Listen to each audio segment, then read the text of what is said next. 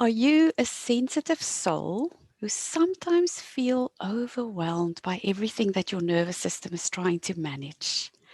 And I'm talking about every aspect of life in health and wellness, relationships, career, money, and even the environment. Then I invite you to keep listening because my dear friend and colleague Deborah and I are going to have healing conversations about all these topics in different episodes and over time. We are two sensitive introverts who decided enough is enough, none of this fear thing anymore. And so, Deborah, I'm so excited about this and to get together with you with these very important conversations that I believe is going to be just healing to hear. So, would you like to say a few words about the reason we are having these healing conversations on different topics? I would. Thank you, Liesel. And I'm excited to be here as well and to be sharing this time with listeners and with you. And the intention with the healing conversations is to have conversations about healing, but also conversations that are healing in and of themselves. And we both feel strongly that we want to have conversations that empower listeners, especially sensitive listeners, by discussing issues that are important to us and to do it with empathy and understanding and hopefulness. And also just to create a healing space that is open to new ideas and non fearful and non critical and non judgmental, just so we really have a space to discuss things in a way that feels good to us and to the listeners. That's so lovely. I love all of those words. It makes me feel calm just to think about them. And so, our listeners might be wondering who are these two people talking to each other today. So, I'd love to just introduce or say a few words about Deborah. So, she's just a dear friend that I met actually online. And that's the power of the internet these days. We would never have met otherwise, probably. So, Deborah is a professional intuitive healing practitioner and medical intuitive who works in empathic, sensitive, and gentle ways to help others, especially sensitive others, to understand the roots of their health issues, to find the help they need to resolve matters once and for all. She has been in private practice assisting both human clients and animal clients nationally and internationally for the past 15 years. And I've personally benefited from her amazing expertise. So, beyond providing intuitive information, which is one part of the work, Deborah's professional background and expertise as an energy healer, certified holistic health consultant, and interfaith minister allows her to assist individuals directly on their personal journey of healing. So it's not only about the information, but about the healing journey itself with Deborah's work. And she also provides personal mentorship to various kinds of professional practitioners to assist them in deepening into and expanding their own practices of healing and personal growth work. And you can find more information about Deborah on her beautiful website. And Deborah, I'll invite you to say it just in case I pronounce your surname incorrectly. It's www.deborahsiciliano.com. Cesignano, right. And we'll write it up in the notes so that you can just click on a link instead of having to type it out. Right. And So, I would like to introduce Liesel, although many of you may already be familiar with her. Liesel Teversham helps sensitive introverts to build quiet confidence. She's had her practice for 15 years and has worked with many different issues. And nowadays, she often works with sensitive introverts who want to make a difference in the world through a healing or a coaching practice. Liesel helps them to work through the blocks and fears that stop them, things like feeling comfortable being visible. And she empowers them to find and embrace their true, authentic strengths. And I have benefited very much from working with Liesel in these ways.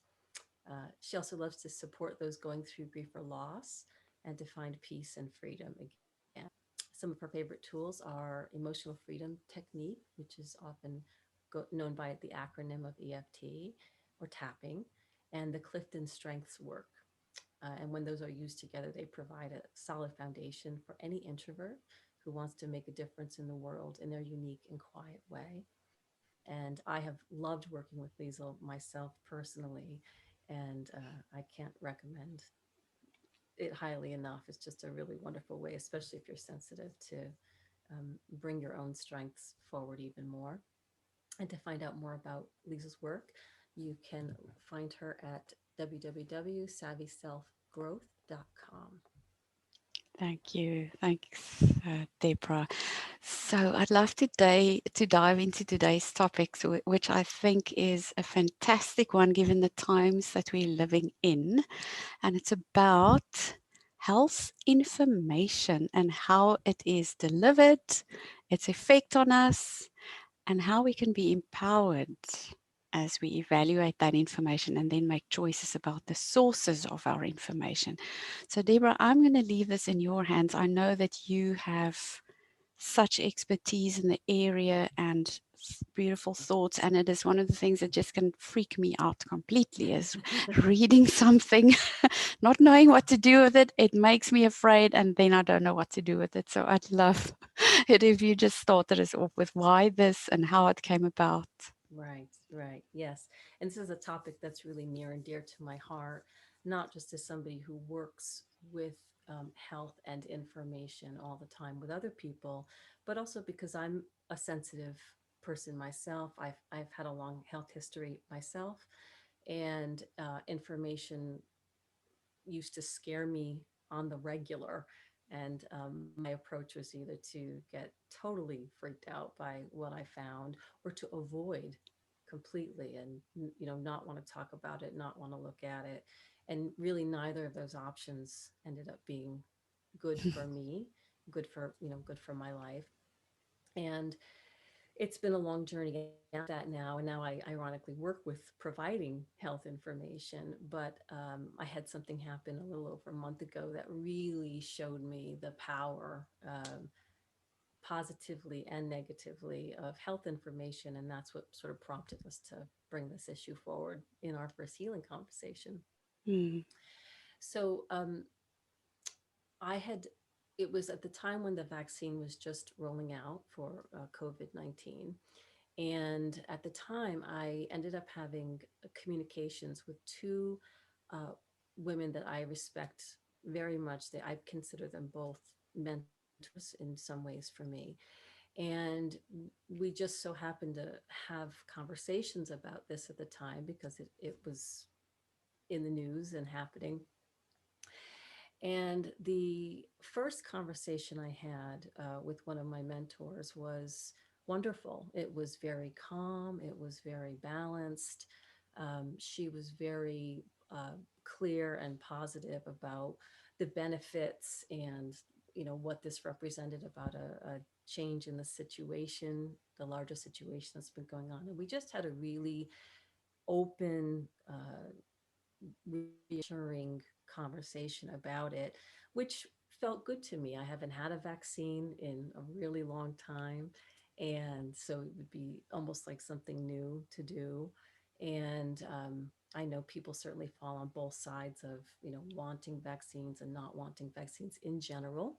mm, And so it was just really nice to have an informed and calm conversation with this mentor. And I came away from that conversation feeling calm and reassured, and most importantly, clear, because I was calm. I was trying to make mm, my own choices and decisions about how that's going to move through my life and my personal experience going forward. And it just gave me good things to think about. And to be honest, I didn't think much about that conversation for long. We ended the conversation and I kind of went on my merry way. And I think it was within the same week I ended up having a communication with this other person who I regard really highly. And there wasn't a lot said, but she provided some links to me for information on the internet that she felt were important for me to read.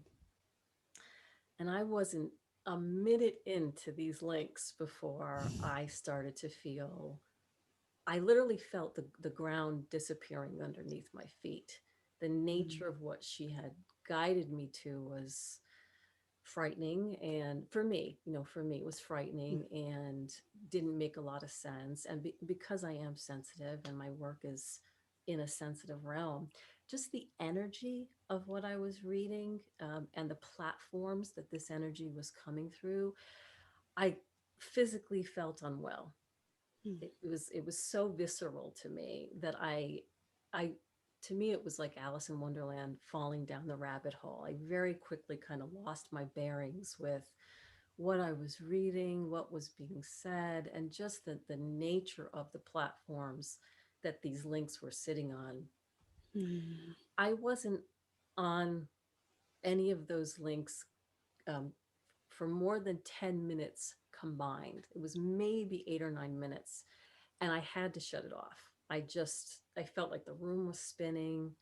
And that kind of thing doesn't happen to me very easily anymore. It really had a huge impact on me. And the thing that was the most telling to me is it took me a day and a half to come all the way out of 8 minutes online in wow. that kind of a platform, you know. Mm, um, I was so struck by the power of information and how it's delivered. That's the thing that when I finally came out of how triggered I felt, that was the thing that I really spent some time thinking about, was that knocked me. It really knocked me. And I didn't expect to be knocked. I didn't go in feeling afraid. mm, And it just made such an impression on me that, especially if you're sensitive, that the sources of the information that we turn to really matter, and how we feel while we're taking in that information really matters, and it has a message for us, how we're feeling in the moment.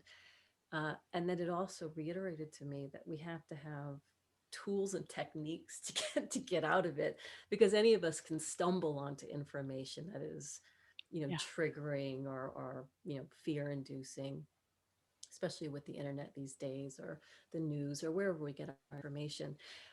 We might need to have a tool, or just a way for ourselves to discharge and release what it brought up, because it was really stunning to me how quickly that Mm, small dose of information just lit me up in ways I didn't really know I could be lit up by that particular kind of information. So that brought me to this conversation with Liesel. So we had a whole chat about this and realized that this really could be our first healing conversation, because we would like mm, to explore this issue a little bit more, but also do some tapping and find a way to shift that information, right within this conversation, because we feel it's something that happens ubiquitously to people. It's really easy to get thrown by information, mm, especially if you're sensitive. mm, So that was the event. That was my personal experience with it. And even talking about it, I can still feel a little bit of what that down the rabbit hole was like. But I'm happy to say that mm. I did come out of that and had some good tools and techniques to use it. But I just think it's such an important way to practice self-care when we're wading through information out in the world.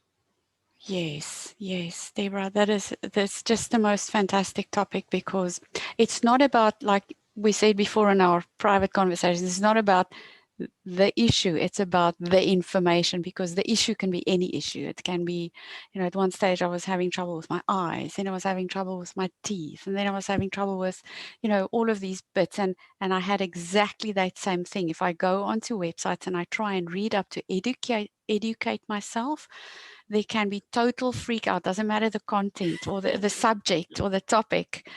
It's just where do we get the information and how does it make us feel? And then what do we do with it?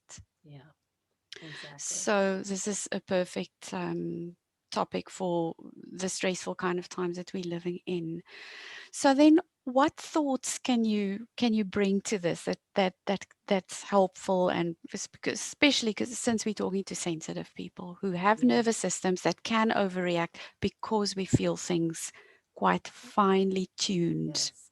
Yes. Mm, The takeaways that I really identified after that experience for myself. It really crystallized a couple of things for me. And the first was that we really have to evaluate and make choices around the sources of that information. I know that when you go online, you're sort of thrown into a really big pool of anything. You don't know what you're going to stumble upon. And so I'm not a huge fan of researching blindly on the internet of certain sites that you know and you trust. That's great. But that sort of just surfing through is not always a great thing to do as a sensitive person. I find it's better to just have certain sources that you know are going to be balanced and clear and not fear producing. And one of the ways I know that for myself is just by how I feel as I'm reading the information.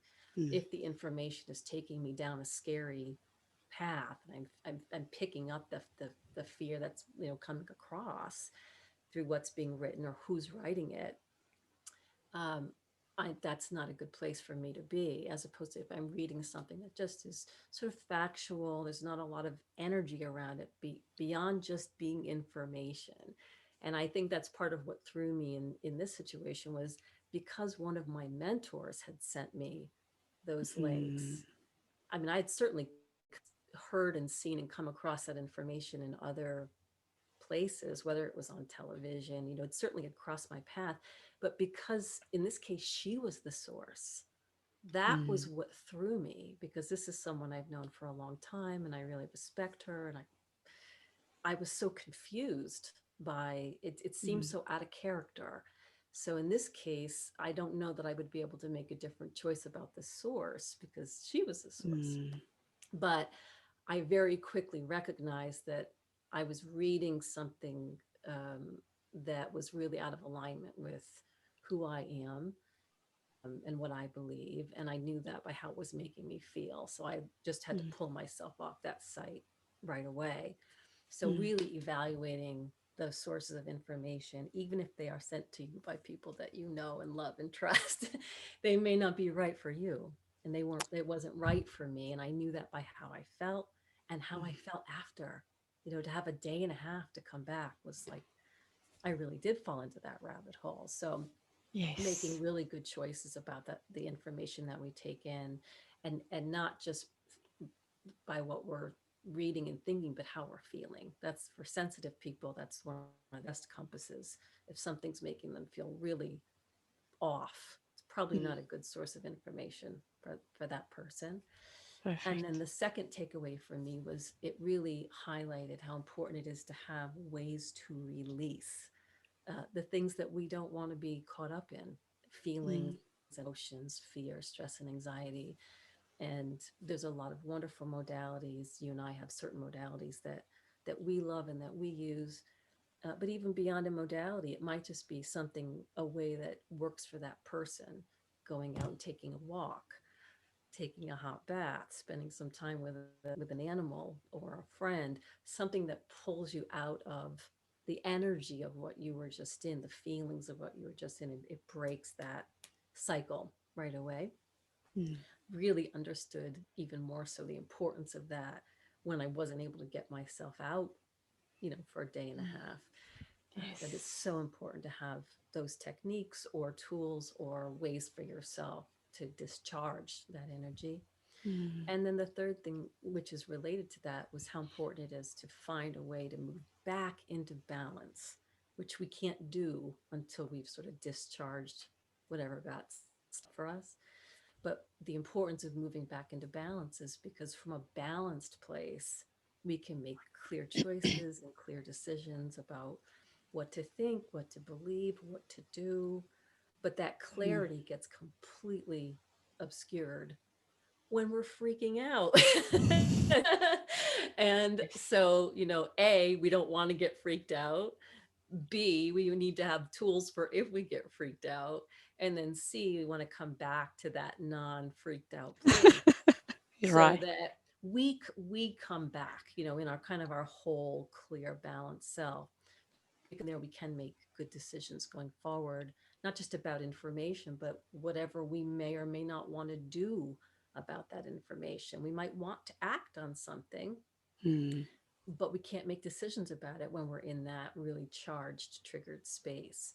So those were the Yes. three things I really took away from that, because I watched it unfold in real time for myself. And Yes. yeah, it'd been a long time since something like that happened, but it showed me that it's good to have a plan for yourself for when it happens, and also Yes. um, to be sure they don't do that to each other. That was the other thing you and I talked about. That didn't Mm, need to happen. The whole thing didn't need to happen mm, in this case.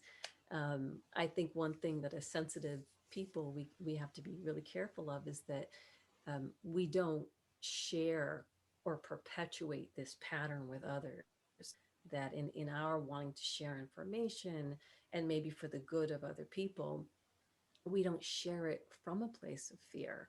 We don't like let mm, that be its own kind of contagion, because fear can be mm. very contagious. And Yes. sensitive people tend to know other sensitive people. And Mm-hmm. it's easy to spread fear instead of Yes. getting ourselves back into a balanced place first.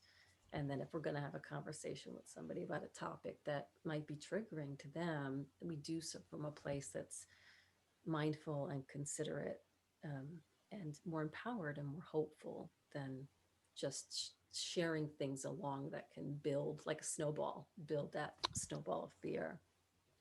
Yeah. Yeah.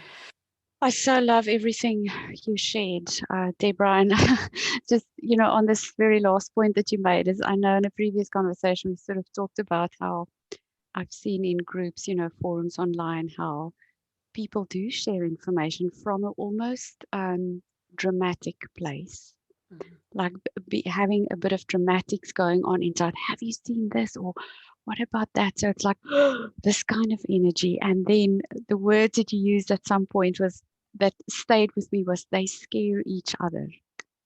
So from a place of, having fear inside of me, I can scare somebody else too with the information that I share.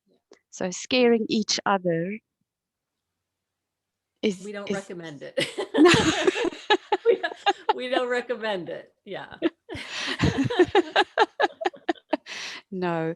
And I must say, this whole message is just very alive for me as well, because the times that I did work with you with my healing journey, there were many things that had freaked me out. And some of the things that I read online or about supplements or what a doctor has told me. And then the first thing you always brought for me was, let's just look at this a little bit more calmly. And what you offered, first of all, was relief and calmness and comfort. And from that place, I could just start almost feeling like the healing could start. Right, exactly. It's not from the fear, like, what do I do now? From that place, no healing can happen. That's right. And the healing begins right in the conversation, which is what we're actually hoping these conversations will do for others. But if we can think about that, the conversation itself, which is a type of information, the healing can begin right then with how a topic is discussed. Mm, And we're talking about the inverse today. We can move away from healing with how a topic is discussed just in our normal day mm, to day lives.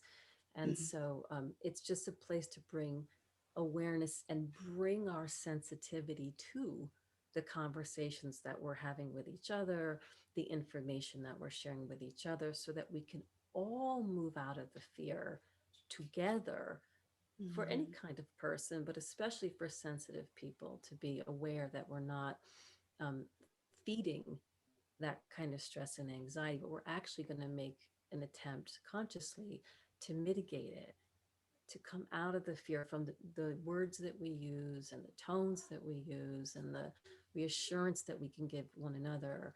We can just make this road through life a little bit easier for each other if we Mm, just bring a little bit more care and mindfulness there, and share in the way that we would want to be shared with.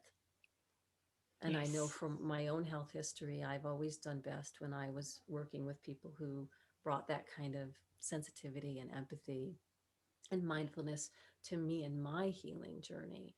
Mm, So, whether we're in an active healing process or not, what we're talking about today can be good for anybody, mm, but especially for those of us who are a little bit more sensitive. mm. That's Yeah. beautiful. It's one of the things I remember from when I was working with you in some health journeys is how you helped me to understand we don't want to just take things away, take things away. It's like, no, what can we add? And that in itself was just, so comforting for me is it's not about cutting out and chopping out, and it's this other kind of loving Yeah. empathy, compassion kind of energy that adds. Yeah. Yeah. Yeah. Mm, And I can take that from the first mentor that I spoke about. That was her approach. Everything she brought into the same topic. It's the same topic with both mm, mentors, but everything she brought into that conversation was calm and calming and reassuring and balanced, looking at all of the um, wonderful things, and also being able to look at the things that you want to think through. I mean, it was just, I felt so good in the conversation, and I felt so good after. And to me, that conversation with her was healing. I wasn't looking for mm, that. We were just having a conversation, but I came away from it feeling better. So something was mm. healing and being reinforced in the conversation through the power of words. And Yeah. in and then I had the complete opposite with that other situation, Mm, and I came away feeling the complete opposite. So it mm. really did underscore the power of how we share with one another, and we're in a really good position to empower each other and calm each other and walk together in a clear way forward, rather than create a bit of kind of stress chaos. That's how I think Yes. of it. Stress creates chaos inside of us, and then we share that, and then it's not doubled, it's squared, right? It just Yes. really builds on itself quickly, and then nobody can be clear, and nobody's feeling great, and that's not a great place to be. It's certainly not a Yes, healing place to be. It's for certainly not a sure. healing place to be. Yeah. It isn't. I was just reading some books recently, and one of them was talking about emotional contagion. It is a real Exactly. phenomenon. We don't want to contaminate other people with the stressful chaos inside of here. Yeah. So maybe one another idea is not to talk to somebody else about this thing until we've got ourselves back to a little bit of balance, Yeah. so that this fear and this chaos doesn't spread.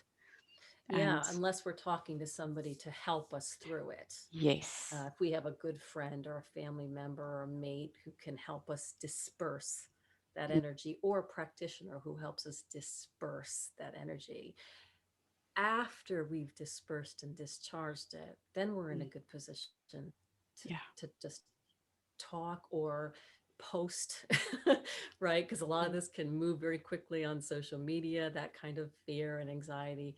yeah, Ideally, you would disperse first before you get onto a public platform. And yeah, this way you can be more confident that you're not spreading that sort of mm, emotional contagion. Yeah. absolutely. I Yeah. love that. I love that. So, Deborah, before we start, maybe doing a little bit of a healing tapping, tiny bit of session for some of the fear that may be sitting in somebody's body right now about something they may have read. Do you want to just summarize for us a few points, and then we'll get on to some tapping? I think, to me, the summary would be, and the reason for this particular conversation today is that we have the opportunity to healthfully shift our relationship to information itself, and to shift it from one of fear and anxiety and stress to one that's really of a certain groundedness and peacefulness. And the result of that is actually more clarity personally. Mm, So that's really the takeaway for me is we are still, for the unforeseeable future, will be in an information age. And so that relationship to information is something we get daily practice with. This is an opportunity to really think about while we're sifting through information, whether it's on the television or in print or online, how are we feeling as we're reading and taking it in? Is it digesting well? Is it not digesting well? Right. And should we continue with what we're taking in, or should we stop and make another choice? That's all part of making healthy choices. And um, information is something we have a relationship with, just like we have relationships to other people. It's something we have Mm, an interaction with. And so we want to be able to make good choices along the way and take care of ourselves if we've wandered into something that's triggered us or upset us in some ways, have some way to move back out of that, and then mm. make kind of a conscious effort to come back into balance and peace and clarity before we share, or just because that's just a nicer way to feel and a more balanced place to live from. Yes. Yeah. I love all of that you shared. Thank you so much for summarizing it so beautifully. So, should we just finish off with a few minutes of tapping Do it. in case somebody has read something that did freak them out, or like you, that, that spent a day and a half coming out of it, and there may be a smidgen of it left? I can certainly imagine. So, I'm going to invite our listeners to just think of something that brought up some stress when you read it or heard it from a friend, or somebody shared something with you and you inside you went and not sure what to do with that feeling. So just think about that thing for a second and just bring it into your awareness and see if you can notice where in your body you feel that. For me, it's, fear is like a shock is sort of over here, and maybe some solar plexus kind of feelings. Mm-hmm. Just notice those feelings, give it a rating like 0 to 10, more or less. Where does it feel? And I'm going to play with and say, I can think of something that gives me a feeling of about a 5 or a 6 when I think about that thing. Mm. And Deborah, so will you be my little echo? We just do Yes. a bit of tapping together. Yes. Okay. So can you think of, like, do you have a sense in your body of something that's Yes. sitting there? Yes. Because even as I think about this story, I feel it a Mm, little bit, really in my heart, chest area. Yeah. okay. Yeah. Okay. So we'll just do a round or two of something about this and then see where we are at the end of that. So we can just start gently on the side of the hand. Everybody can just follow along. Even if you don't know EFT tapping, it is a very calming thing to do. So let's just go with, even though there's something in my chest about this thing that I read, I soothe and comfort myself. And even though I feel this discomfort in my body about this news that I read, or this article, this information that I received, I soothe and comfort myself. And one last time, even though I feel this discomfort and maybe shock or fear in my body, I soothe and comfort myself. And then we can just tap through the points. On each point, just feeling or trying to focus in on that feeling in the body, this fear in my body. And then the eyebrow point, this fear or shock that I felt when I read that. The side of the eye, this feeling of discomfort that I have thinking back to that information. Under the eyes, all that discomfort and fear and maybe anxiety that I brought up for me. Under the nose, this discomfort in my body that it left me with. And in the hollow of the chin, this shock, discomfort, fear. I'm just naming a few things and see what connects with you if you're a listener. And then the collarbones, just here where the little two knobbly bits end, just sort of underneath them. All this emotion and imbalance in my thoughts and feelings that it brought up for me.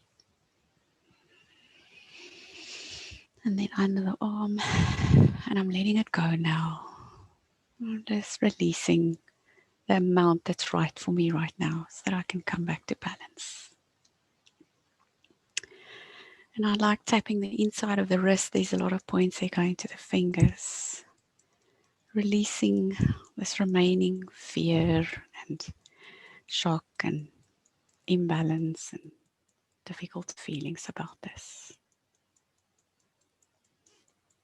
And then we can raise the arms and just take a nice deep breath in and let it out like a big sigh.